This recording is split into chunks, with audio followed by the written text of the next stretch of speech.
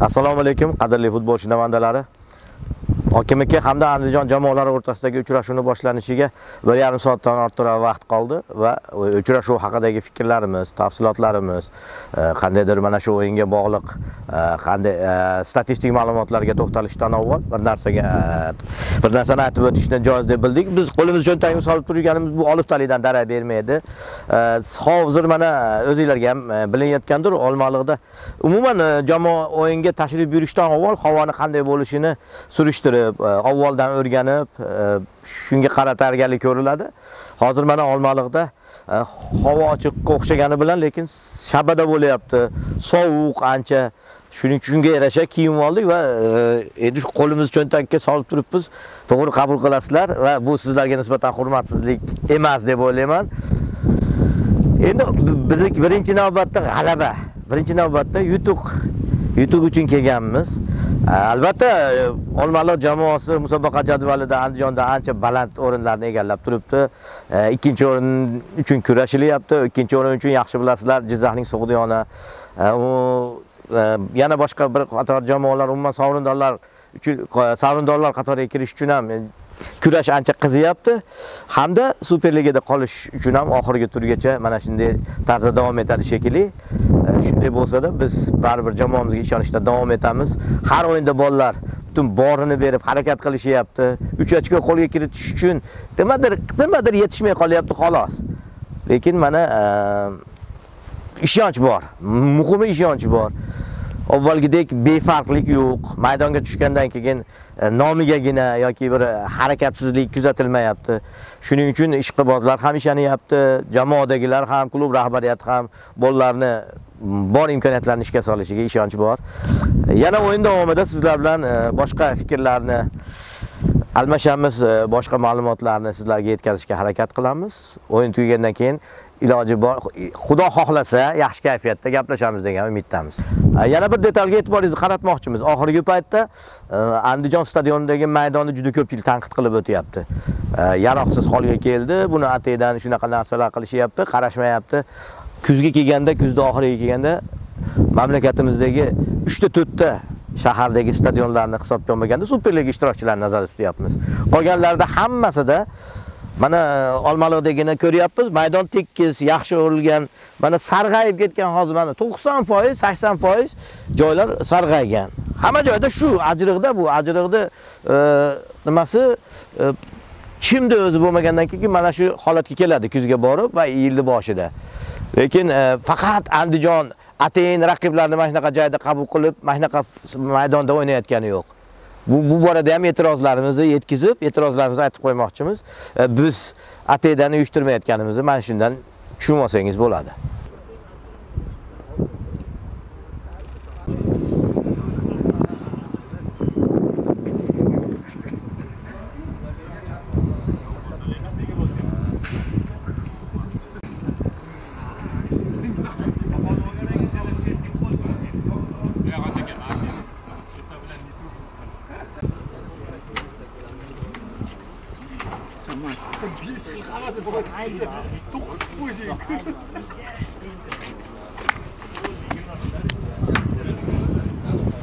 Men bu bunaqa bo'laman. Ha, men. Dudesiz. Qanaqa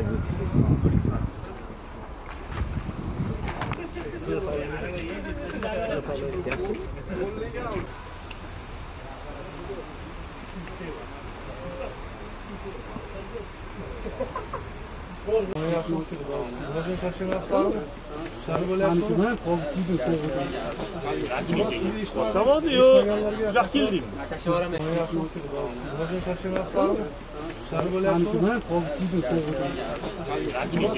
Savod yo'q. Juda keldik.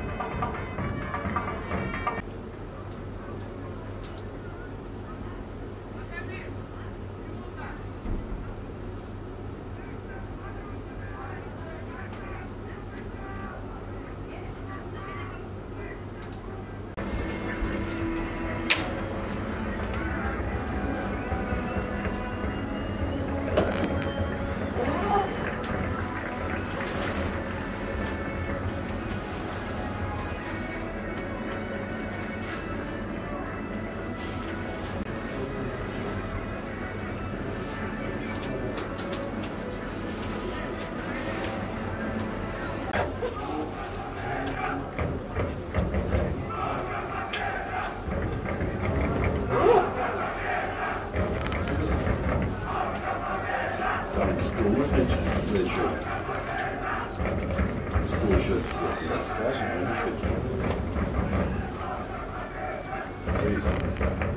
Зачем? Вам? а потекать не зачем?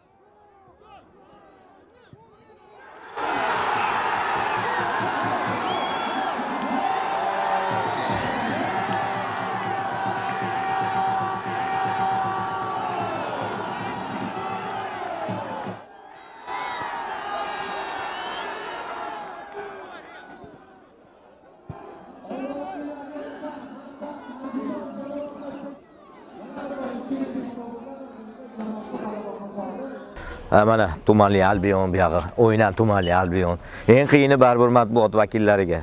Jamoa yutganda-yu qancha xursandchilik gaplarni ayta olmaymiz. Hammani xursand qilishga harakat qilamiz. Shu yutkizib qo'yganda qiyinlashatdi hamma yo'q. Mana oshima orqadagi ishqibozlarga achinaman. Shuncha masofa bosib kelishib, jamoani yutug'ini ko'ramiz deyishdi. Bu yerdagi mehnat qilayotgan, mana shu jamoani Superligada olib qolish uchun harakat qilayotgan insonlarni mehnati yo'qmi deb mana shu yerda xafa bo'lib ketasiz-da.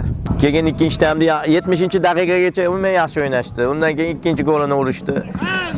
O'yladik endi 2-0 endi buni ushlab qolish mumkin deb, lekin bu darajada biz kutmagan o'yinchilar masalan. Endi mayli nomma-nom gapirib o'tirmaylik, jamoa yutkizganda hammani aybdor qilish mumkin. Hammada ayb bo'ladi. Bir kishini aybdor qilsangiz u noo'rin. Jamoa bu endi harakat qilib 2-0 oldi. Bu bekarga joniqmayapmiz, bekarga xafa bo'lib ketmayapmiz.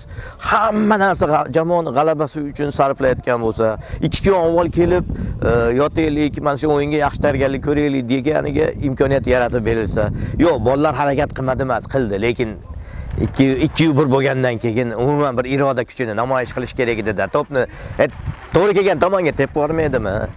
Endi xafa bo'lmaysizlar, futbolchilar bu gaplarimizdan keyin biz juda ham alam qilib ketdi. Andijon futboli uchun juda ham bu sharmandalik bu. Yutib turib, hamma qancha odam ishqibozlik qilayotgandi. Bo'ldi, boshqasiga yaramayman, gapira olmayman men. E'tiboringlar uchun rahmat.